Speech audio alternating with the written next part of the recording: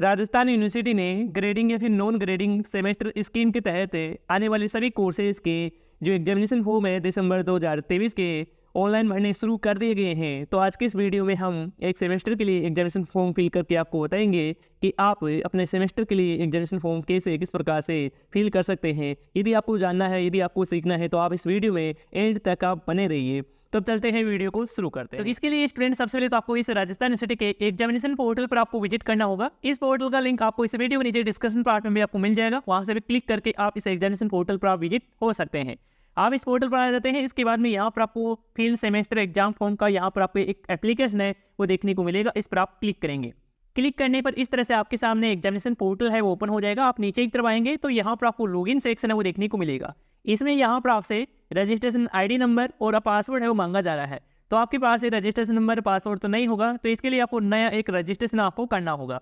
तो रजिस्ट्रेशन के लिए यहाँ पर देख सकते हैं कि न्यू यूजर रजिस्ट्रेशन करके यहाँ पर आपको एक लिंक है, बटन है वो आपको देखने को मिल रहा है। इस पर आप क्लिक करेंगे। तो क्लिक करेंगे तो इस तरह से आपके सामने ओपन हो जाएगा। इसमें आपसे एबीसी आईडी कार्ड नंबर है वो मांगा जा रहा है। तो यहाँ पर आपको अपनी एबीसी आईडी है, एबीसी आईडी कार्ड नंबर है वो यहाँ पर आपको दर्ज है वो आपको करना होगा। यदि आपने अभी तक अपनी एबीसी आईडी कार्ड है वो नहीं बनाए हैं तो आप कैसे किस प्रकार से अपनी एबीसी आईडी बना सकते हैं, इसके पहले ही मैंने कंप्लीट वीडियो है बना दी है और उस वीडियो का लिंक इस वीडियो के नीचे डिस्कशन पार्ट में आपको मिल जाएगा। चाहे तो आप उस वीडियो को देख सकते हैं। तो मैं यहाँ पर अपनी एबीसी आईडी कार्ड नंबर डालता हूँ। इसके बाद गेट एबीसी आईडी डिटेल्स पर क्लिक करता हूँ। क्लिक करेंगे स्टूडेंट तो इस तरह से आपके सामने रजिस्ट्रेशन फॉर्म ओपन हो जाता है। तो इस रजिस्ट्रेशन फॉर्म में आपकी जो जानकारी है आपकी एबीसी आईडी के अनुसार ही ऑटोमेटिकली फेच है वो कर ली जाती है। लेकिन जिस जानकारी कमी रह जाती है, जो जानकारी छूट जाती है, उसको आपको मैनुअल तरीके से आपको फिल करना है। जैसे कि यहाँ पर स्टूडेंट का जो नाम है ऑटोमेटिकली आपकी एबीसी आईडी के अनुसार ही फेच है वो कर लिया गया है और इस नाम को यहाँ से आप चेंज भी नहीं कर सकते हैं। यदि आपको चेंज कराना ही है तो इसके लिए आपको अपनी एबीसी आईडी में ही आपको करेक्शन आपको करना होगा। इसके बाद में स्टूडेंट आप नीचे की तरफ आएंगे तो यहाँ पर देख सकते हैं कि फादर्स नेम और मदर्स नेम है यहाँ पर ब्लैंक देखने को मिल रहा है। तो ये जो नाम है वो आपको अपने 10th क्लास के जो मार्कशीट है उसी के अकॉर्डिंग यहाँ पर आपको सही से फिल है वो आपको करना है। इसके बाद में आपको अपने जो डीओवी है, जन्म दिनांक है वो भी यहाँ पर आप सिलेक्ट है वो कर लेंगे। यहाँ पर आप कैलेंडर ओपन करेंगे और यहाँ पर अपनी डेट ऑफ बर्थ जो भी है वो यहाँ से आप सिलेक्ट करेंगे। सेट पर क्लिक करेंगे तो यहाँ पर आपकी डेट ऑफ बर्थ है वो यहाँ पर आ जाएगी। इसके बाद जेंडर भी ऑटोमेटिकली आपकी ही एबीसी आईडी कार्ड से फेच है वो कर लिया जाता है। इसके बाद में स्टूडेंट यहाँ पर आपको रजिस्ट्रेशन के लिए अपना जो एक्टिव मोबाइल नंबर है, चालू मोबाइल नंबर है वो यहाँ पर आपको दर्ज करना है। इसके बाद में एक वैलिड ईमेल आईडी भी यहाँ पर आपको दर्ज करना है और यहाँ पर आपको अपने 12th डिजिट का जो आधार कार्ड नंबर है वो यहाँ पर आपको दर्ज करना है। आधार कार्ड नंबर आपको सही से आपको दर्ज करना है, किसी प्रकार की आपको गलती है वो आपको नहीं करना है। यदि आप यहाँ पर गलती कर देते हैं तो आप बाद में आप चेंज है वो नहीं करा पाएंगे और आपका जो एग्जामिनेशन फॉर्म है वो गलत फिल हो जाएगा। तो इस प्रकार की आपको गलती नहीं करना है। आपको अच्छे से ध्यान से आपको चेक करते भी रहना है कि आपने जो जानकारी डाली है वो सही से फिल हुई है। इसके बाद में यहाँ पर आपको कैंडिडेट का, स्टूडेंट का जो पासपोर्ट साइज में फ़ोटो है और सिग्नेचर है वो यहाँ पर आपको अपलोड आपको करना होगा। तो फोटो की जो फॉर्मेट दे सकते हैं कि GIF यहाँ पर फॉर्मेट रखा गया है। तो इसी फॉर्मेट में आप अपनी जो पासपोर्ट साइज में फ़ोटो है वो यहाँ पर अपलोड करेंगे और सिग्नेचर है वो यहाँ पर अपलोड करेंगे। फॉर्मेट है वो सेम रखा गया है और साइज़ की बात करें तो आप 50 से 100 के बीच में आप फोटो सिग्नेचर है वो यहाँ पर अपलोड कर सकते हैं। तो अपलोड कर देंगे चूज फाइल पर क्लिक करके। इसके बाद में यहाँ पर आपको एक बार चेक कर लेना है, जो भी जानकारी डाली है वो चेक कर लेंगे। इसके बाद में यहाँ पर आपको एक चेकबॉक्स दिखाई दे रहा है, इस पर आप टिक करेंगे। तो जैसे स्टूडेंट आप सबमिट पर क्लिक करेंगे तो आपका जो रजिस्ट्रेशन है वो सक्सेसफुली हो जाएगा और इस तरह से आपके सामने एक मैसेज भी शो हो जाएगा। इस मैसेज में यहाँ पर आपको एक एप्लीकेशन नंबर मिल रहा है, इसको आपको नोट है वो कर लेना है। यदि आप मोबाइल के जरिए कर रहे हैं तो स्क्रीनशॉट आपको जरूर ले लेना है और आपका जो पासवर्ड है, आपका जो मोबाइल नंबर है वही रहेगा। इसके बाद में यहाँ पर जानकारी चेक करने के बाद ओके पर आप क्लिक करेंगे। इसके बाद में आप फिर से आप लॉगिन सेक्शन में आ जाएंगे जैसे आपका रजिस्ट्रेशन वो कंप्लीट होता है। इसके बाद में आपको यहाँ पर पासवर्ड दर्ज करना है। पासवर्ड में आपके मोबाइल नंबर यहाँ पर दर्ज करेंगे, इंटर करेंगे। इसके बाद में आप लॉगिन बटन पर आप क्लिक कर देंगे। तो जैसे स्टूडेंट आप अपनी आईडी पासवर्ड डालकर आप लॉगिन करेंगे तो आप सक्सेसफुली आप लॉगिन हो जाएंगे और इस तरह से आपके सामने डैशबोर्ड है वो देखने को मिलेगा। तो इसी डैशबोर्ड में यहाँ पर आप देख सकते हैं कि आपने जो भी फोटो सिग्नेचर अपलोड किया है उसका जो प्रूफ है वो यहाँ पर आपको देखने को मिल जाएगा। तो यहाँ से आप चेक कर लेंगे कि सही है। इसके बाद में यदि आपको अपना एग्जामिनेशन फॉर्म फिल करना है तो इसके लिए यहाँ पर देख सकते हैं कि फिल एग्जाम फॉर्म, यहाँ पर आपको एक बटन देखने को मिल रहा है, इस पर आप क्लिक करेंगे। तो क्लिक करेंगे तो इस तरह से आपके सामने क्लास सिलेक्शन पैनल है वो देखने को मिलेगा। इसमें सबसे पहले तो स्टूडेंट की जो कैटेगरी है वो यहाँ पर आपको सिलेक्ट है वो करना होगा। तो यहाँ पर आप सिलेक्ट पर क्लिक करेंगे तो इसमें आपको 2 कैटेगरी है वो देखने को मिल जाती है। पहली है रेगुलर है और दूसरी एक्स स्टूडेंट है। तो जो भी आपकी कैटेगरी है वो इसमें से सिलेक्ट कर लेंगे। जैसे कि मैं यहाँ पर रेगुलर ही सिलेक्ट है वो कर लेता हूँ। तो इसमें आपको सेमेस्टर के लिए ही देखने को मिलेगा, यही हम सिलेक्ट है वो कर लेते हैं। इसके बाद में यहाँ पर आपको सिलेक्टेड टाइम में सिलेक्ट करेंगे और यहाँ पर आपको अलग अलग सेमेस्टर वो देखने को मिल जाएगा कि आप फर्स्ट या फिर थर्ड या फिर आप फिफ्थ देखने को मिल जाता है। तो इस तरह से आपके सामने सेमेस्टर मिलेंगे। तो मैं आपको फर्स्ट सेमेस्टर के लिए ही एग्जामिनेशन फॉर्म फिल करके बताने वाला हूँ। तो मैं यहाँ पर सेमेस्टर फर्स्ट वो सिलेक्ट कर लेता हूँ। इसके बाद में यहाँ पर आपको अपना कोर्स का नाम है, अपना क्लास का नाम है, वो यहाँ पर आपको सिलेक्ट करना होगा। तो जो भी है वो यहाँ से आप सिलेक्ट है वो कर लेंगे। इसमें आपको काफ़ी सारे सेमेस्टर के जो एग्जामिनेशन फॉर्म स्टार्ट हुए हैं उन सभी क्लासेस के नाम है वो देखने को मिल रहे हैं। तो जो भी है वो यहाँ से आप अपने अकॉर्डिंग सेलेक्ट है वो कर सकते हैं। जैसे कि मैंने फिर बीपीएड का फर्स्ट सेमेस्टर वो सिलेक्ट कर लिया है।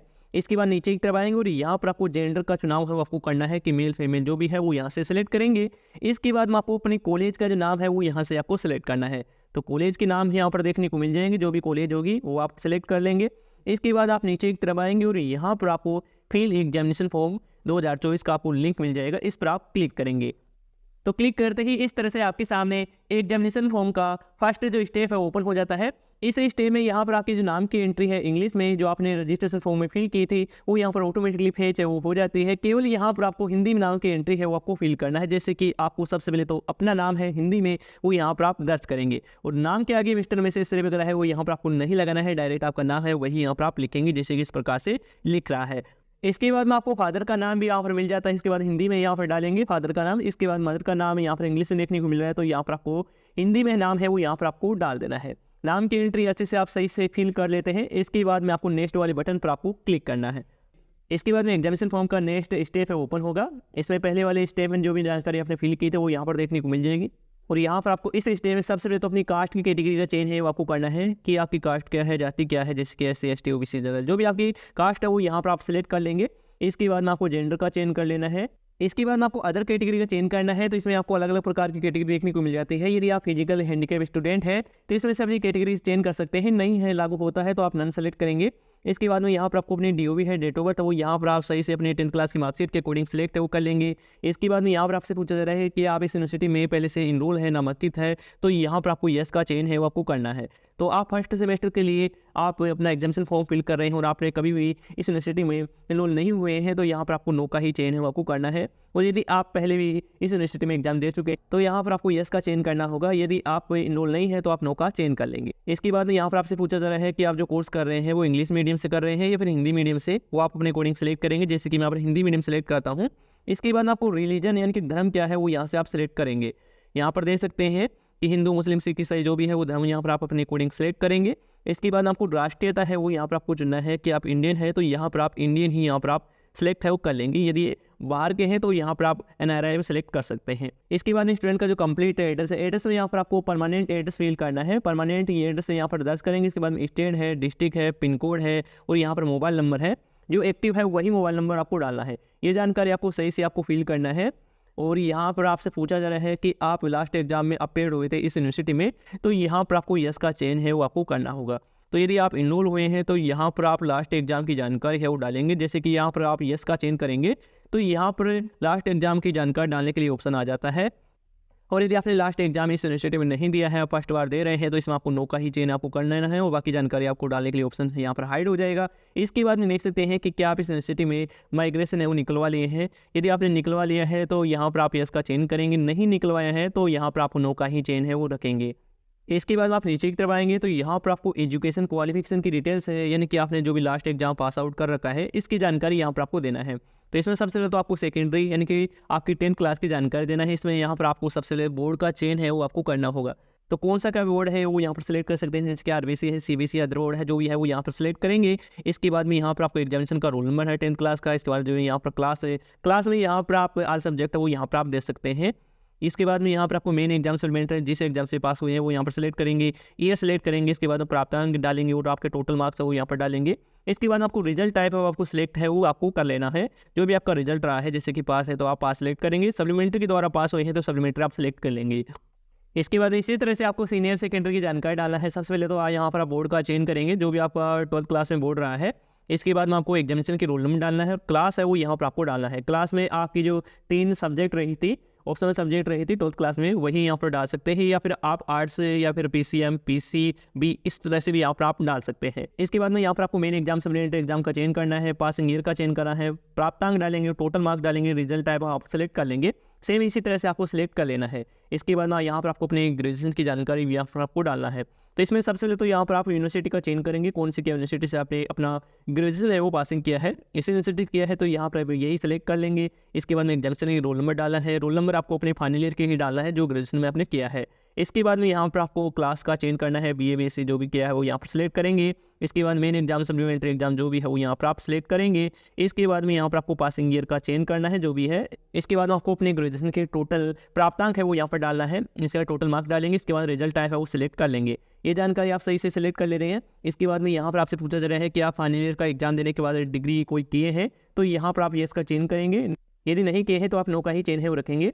इसके बाद में आप नीचे करवाएंगे तो यहाँ पर आपको सब्जेक्ट है वो देखने को मिल जाती है।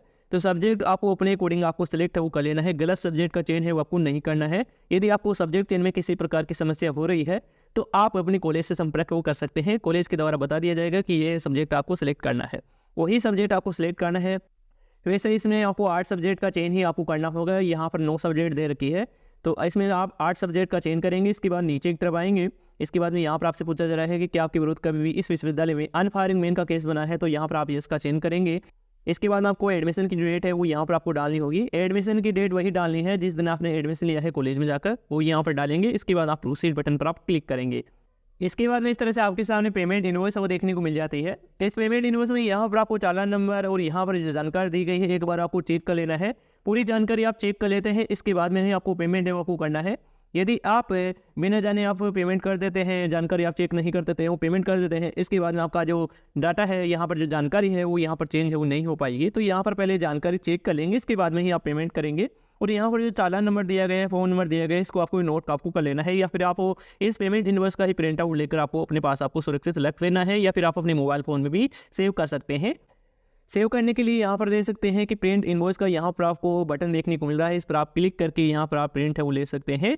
और यदि आप पेमेंट ही करना है तो यहाँ पर देख सकते हैं कि मेक पेमेंट का बटन दिखाई दे रहा है, इस पर आप क्लिक करेंगे। तो यहाँ पर जान लेते हैं कि पेमेंट करने के लिए कितने क्या ऑप्शन दिए जाते हैं। तो यहाँ पर मेक पेमेंट पर क्लिक करता हूँ। क्लिक करते ही इस तरह से आपके सामने ईजी पे का पेमेंट गेटवे है ओपन हो जाता है। इस पेमेंट गेटवे में यहाँ पर देख सकते हैं कि net banking, debit card, credit card, UPI, इसमें यहाँ पर 4 ऑप्शन मिल जाते हैं। इन 4 में से किसी भी ऑप्शन का चेंज करके आप पेमेंट वो कर सकते हैं, अपनी फीस है वो डिपॉजिट कर सकते हैं। तो इसमें से यहाँ पर डेबिट कार्ड वाला ऑप्शन ही सिलेक्ट है वो कर लेते।